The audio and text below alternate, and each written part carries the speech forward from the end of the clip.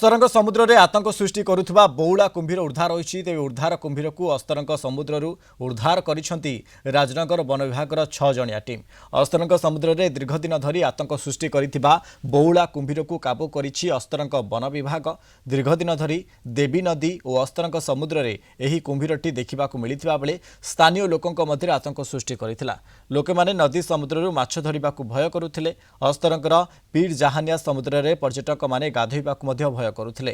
तेबे अस्तरंग वन विभाग पक्षरु गतकाली राजनगर वन विभाग को कुंभीरटी को उद्धार करने अनुरोध करा जायतिला।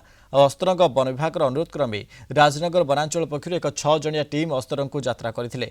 अस्तरंग समुद्र ठारे कुंभीर को धरिबा पई गतकाली राति 8टा ठारू ऑपरेशन आरंभ करथिले। गतकाली ठारू आज पर्यंत दीर्घ 12 घंटा जाए कुंभीर रेस्क्यू ऑपरेशन करिबा परे गंगा देवी समुद्र कूल ठारे कुंभीरटी थिबा बेले जाल बिछाई कुंभीरटी को काबू करिबारे सफल होइथिले।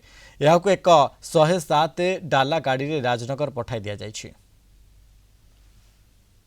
देखी खुशी लगला जाऊ वन विभाग तरफ ये बहुत दिन हेलानी देवी नदी रे थिला आउ ताकू लोक धरिचंदी हमहु देखि बहुत खुशी लगला। लोक माने भी आश्वस्ति अस्तरंग आसले लोक सब डरुथिले कुंभीर रे जो समुद्र रे गाधेया पई जाऊ कुंभीर बहुत दिन पर धराला आउ लोक आश्वस्ति कि समुद्र रे गाधे परिबे बुली परिबे खुशी रे। जा सुनले कुंभीरटी देवी नदी रे कोन बन्या समय भासी आस्तला एवं से भीतर बहुत आतंक भी चलैथिला ताकू वन विभाग बहुत कष्ट कला पले आज ताकू धरिचंदी। 6 जण टीम आछुंदी तांकर कुंभीर ऑपरेशन जे कोन करन सब से तांग लेके राजनगर छाड़िबे। बहुत बड़ कुंभीर 10 फुट लंबा बहुत बड़ कुंभीर ये बहुत आतंक भी करथला हम सुनिया बहुत कष्ट भी धरचंदी ताकू।